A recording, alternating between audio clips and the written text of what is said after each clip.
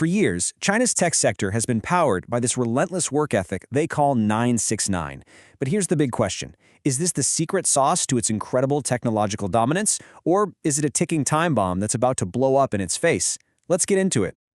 It really all starts with this number, 72. Let that sink in. That's the number of hours in a typical work week under the 996 system. That's like working 3 full days nonstop every single week. And this is what 996 actually stands for. It's right there in the name. 9 a.m. to 9 p.m., 6 days a week. It's a brutal schedule that just became the default in so many of China's giant tech and internet companies, a lot of the time with unpaid overtime, by the way. So, this brings us right to the heart of what we're exploring today.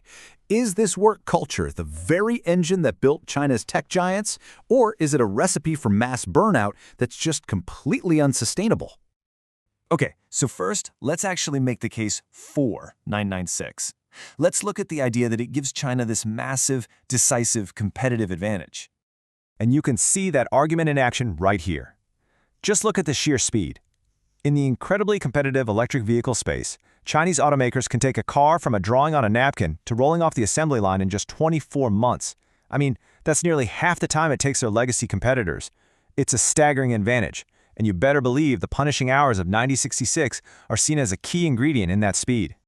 And look, this wasn't some underground thing. This culture was pushed from the absolute top. When you have tech titans like Alibaba's Jack Ma saying that working 996 isn't a burden, but a huge blessing, well, that goes a long way to making it the norm across the entire industry. So the thinking behind it all is actually pretty simple. More raw hours means you can develop products faster, you can grab market share quicker, and you can just flat out outpace your global rivals. It's basically the Silicon Valley hustle culture on steroids. But all that speed, it comes at a price, and it is a very, very high one. So let's pivot now from all those supposed benefits to the stark reality of the human toll. And that human cost was just captured perfectly by this online protest movement, 996 ICU. I mean, the name says it all, right? Work this kind of schedule, and you risk ending up in the intensive care unit.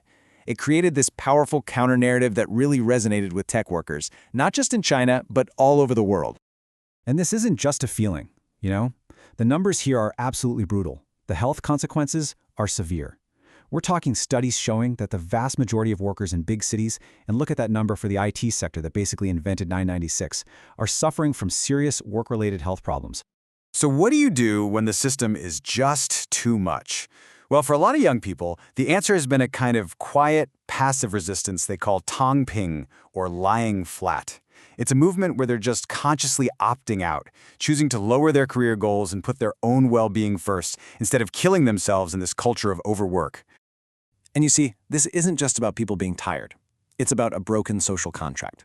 A generation ago, if you worked these crazy hours, it was often a trade-off for incredible upward mobility, a better life for you and your kids. But today's youth, they face the same insane work hours, but now they're also up against skyrocketing living costs and insane competition. The reward at the end just doesn't seem possible anymore. And this isn't just a problem for individual workers. All this strain from 996 is starting to create these deep systemic cracks in China's entire economic and innovation model.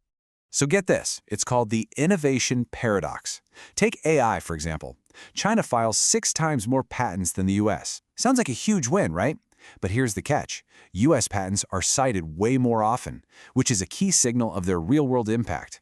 It suggests that while brute force hours can crank out a lot of stuff, that chronic exhaustion might actually be killing the deep, creative thinking you need for those true breakthrough ideas. And this feeling leads to a phenomenon the Chinese call neizhuan. Think of it as hyper-competition that becomes a self-defeating race to the bottom. Everybody is working harder and harder and harder, but for smaller and smaller rewards. It's that awful feeling of running faster and faster just to stay in the exact same place. Now, looming over all of this is a demographic time bomb. Just look at these numbers. They are staggering. China's fertility rate has cratered to 1.09. That is way below what you need to sustain a population. The country's population is set to shrink dramatically. But the really scary number is the old age dependency ratio. It's projected to more than double. That means a much smaller group of workers has to support a much, much larger elderly population. And the 996 model, it runs on a massive pool of young, cheap labor. And that pool is evaporating.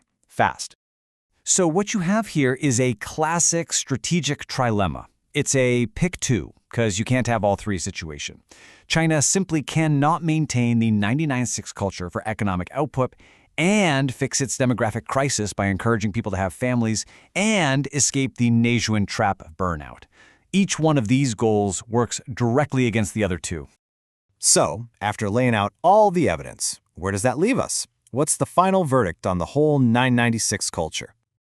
Well, when you look at it all, the picture becomes pretty clear. 996 was an incredible brute force accelerant that helped China in its catch-up phase of economic development. But now, for the global leadership phase it wants to enter, it's become a huge liability. It's eroding the very human capital and creative energy it needs to actually lead. And for anyone watching this from an investment or business perspective, this isn't some abstract cultural issue. This translates into real material risks. You've got regulatory risk because, believe it or not, 996 is officially illegal in China. You've got massive human capital risk because you can't keep top talent if you're constantly burning them out. And maybe most importantly, you've got innovation risk. Because let's be honest, true breakthroughs rarely happen at hour 70 of a workweek. Which leaves us with one final thought to chew on. This global race for technological dominance, it's not a sprint, it's a marathon. And the real question for China, and maybe for all of us, is who actually wins in the long run? The sprinter who burns out halfway through the race, or the marathon runner who finds a sustainable, powerful pace to go the distance?